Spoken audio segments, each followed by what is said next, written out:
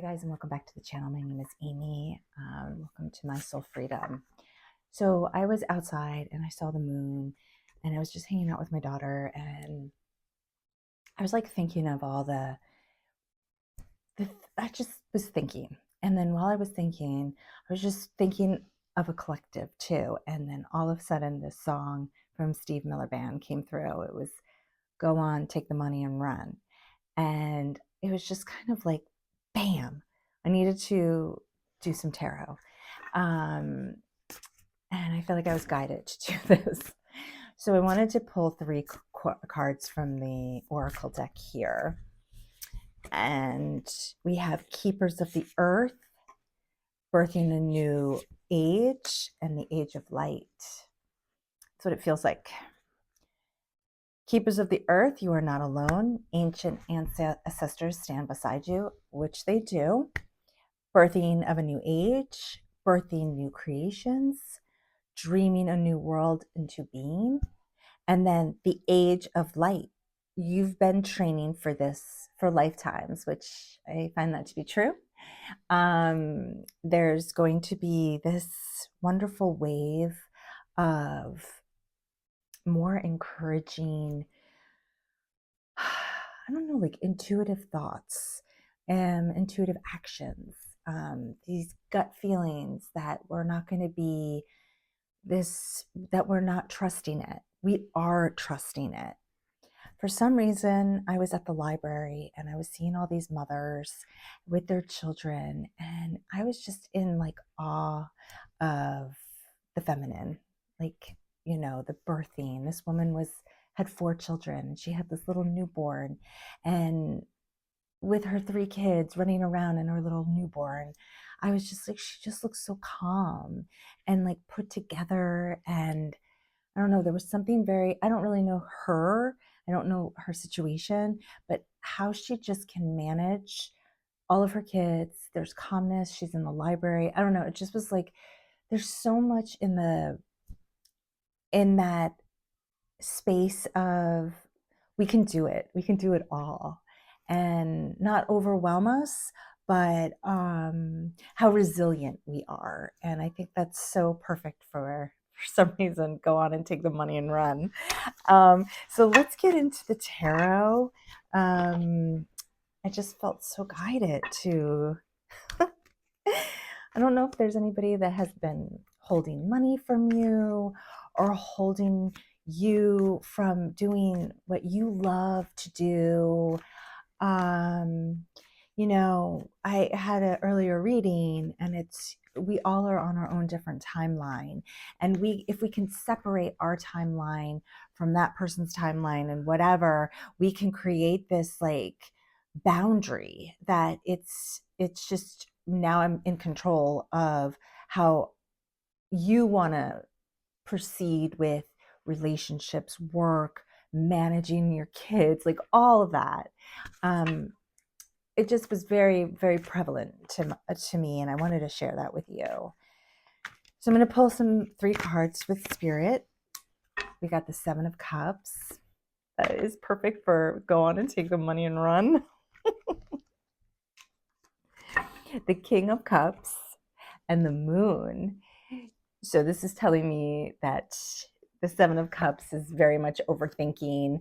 Maybe your person is overthinking, you're overthinking. There's all these like shadow, like he's in the shadow, but like in the clouds. And it was funny, I was like looking at the clouds too, and the formation of the clouds, and how the moon is so bright tonight. It's not a full moon or anything like that. It's a new moon, and there's always something always to be revealed in the moon card. We're always going to see, when we're ready to see the truth, because we don't want to be in this cloudy, disturbing arena anymore. And then the King of Cups is an energy that's coming in that is fulfilled, and the cups are purified. And that could be, you purifying your cups, because after the moon card, there's always light. There's always light, playing with the light and the dark. Because if we can master playing and managing the light and the dark, we stop seeing through, um, like we're done seeing the mask or the lies, the deceit. We're more aware of this type of situation, especially when we get into relationships. We overthink those relationships. We overthink work. We're not good enough. This, that, the other thing. But like, it's all an illusion. It's literally all an illusion we put on ourselves from our subconscious minds. So why are we in the Seven of Cups? Why am I singing Go On and Take the Money and Run? The Lover's card. There could have been a relationship that has been wishy-washy, or you're in contemplation. Yeah, so the Lovers is, every time I see this card, I always think of the man looking at the woman's eyes, because they're both naked, but the man is looking at her eyes. So there's this like different type of love, I think, or relationships of respect, of like this honorable space of the masculine and the feminine. And because the Seven of Cups is always overthinking, what if this relationship doesn't work? But there's just true, complete awareness in this card, Christ consciousness, overlooking relationships, that there is an ability to have these type of relationships. But the Four of Cups is, again, like these emotional waters that we're like, we don't, kind of like this immaturity, because he's not he's like has his arms crossed to the universe giving him a wish fulfillment. Because then we have the Queen of Pentacles, which is all about abundance, growth, channeling your, where you want to go in your life. It's the fruits of your labor. So this section of the Seven of Cups feels like we want these relationships, we want these career goals, and at the end of the day, like, we want actual peace within our hearts. And how do we get that peace when we're in this rat race? Let's see. The King of Cups. Yeah. It's all these karmic relationships. The Strength card. A lot of major arcana cards in this reading. The Ten of Cups. Or I'm sorry, the Ten of Pentacles. So there's a karmic relationship. And that could have been, honestly, with you. But I feel with us, like, when we look in the mirror, we are presented opportunities all the time. And whether they're opportunities of enhancement or opportunities of a continuation of something we're not happy with, maybe that's what's going on in this Wheel of Fortune. Because you have the Strength card and you have the Ten of Pentacles. And the Strength card is like helping with your ego, the safety of your ego, right? But she is in higher consciousness. So there's always this like right brain, left brain kind of thing, where the Ten of Pentacles is there for you to be in that fulfillment, your loyalty, your companionship with someone. All of the Seven of Cups that are all flighty and in your head and overthinking. I think this continuation of these karmic relationships are, we have to have this discernment in each of these situations we go into. It's always this trusting our inner, like our inner self, our inner worth, our intuition. because the moon card, I feel like the moon card comes out in these karmic situations as well. Let's see. Yeah, the King of Wands, the Empress, and the Knight of Cups. So the King of Wands, for some reason, I always get like he's hiding your, like, he doesn't want you to, and it could be a he or she, your psychicness. Like, he doesn't want you to, he's trying to keep you from that. He's trying to keep you from your gifts. And maybe that's somebody in your energy where they're just like, we see how they could see how powerful you are.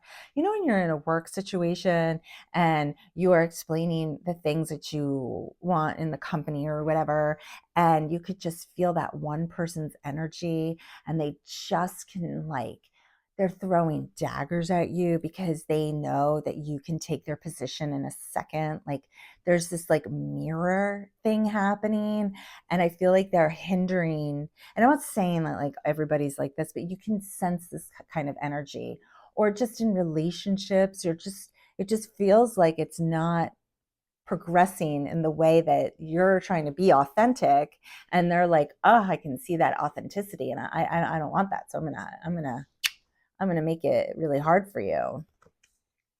But if you stay in your Empress, new beginning, pregnancy, rebirth, on your throne, this is a beautiful card to receive, because then you're not caring about what the King of Wands is doing.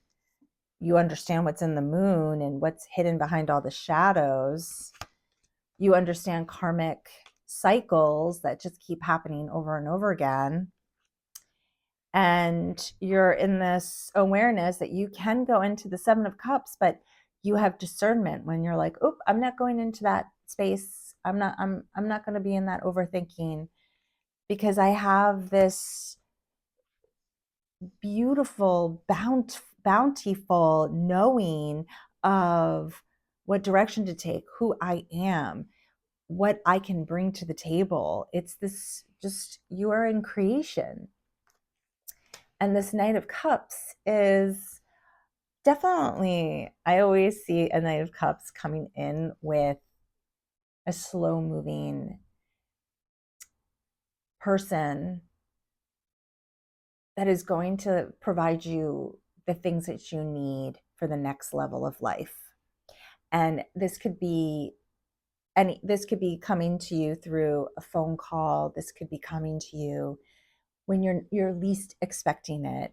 I keep hearing, like, when you are traveling to your destinations and you're just in that mindset of like, we got to do this, we got to make this happen, and then there's people that just come into your path, and you're just like, whoa, where did that person come from? Like, I wasn't expecting that person. It's like these people that are, you're not expecting to be kind to you, to share with you some knowledge, or share with you, hey, um how is your day going? I found this, I have this really great product that came in, and you're like, wow, that's so weird. I was like wanting that for, I don't know, your health, or you're on this discovery of um, journaling or meditation. It's just like it comes, and you're just like, oh, well, hello.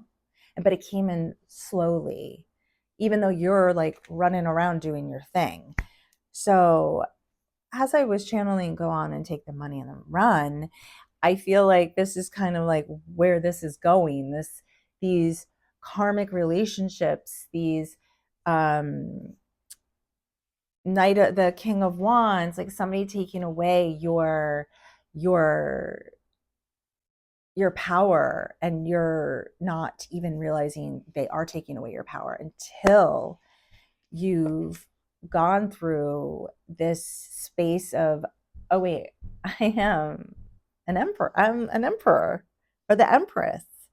And this could be male or female. Like, this is just creation. This is just knowledge of thyself. And you're not out to take the money and run. You're out to get what's kind of like owed to you with your abundance of self. Like it just is happening for you. And the things that were hindering your achievements, like the King of Wands, these karmic cycles, being in this wishy-washy state, it's like, no, it was always within you. It was never really outside of you. It was within you, and you are holding and anchoring that so you can step forward. And the abundance is not only in money, but it's in art, it's in beauty, it's in the surroundings around you, it's within you, it's within how you create. It's just this wonderful, uh, obvious magnetic style. And that's why I wanted to share this reading with you. I am going to pick one more card to like oversight or end it with this reading. Let's see what Spirit wants for this reading.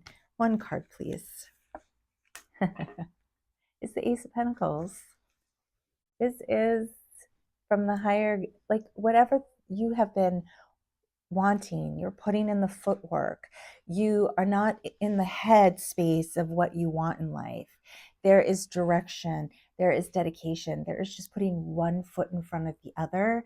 And what I've always been told is just do one thing in each of your every day of the path where you want to go to, whatever that is. Just try, because it's waiting for you, and it's ready to burst with your abundantly good life that is really already there. It already exists.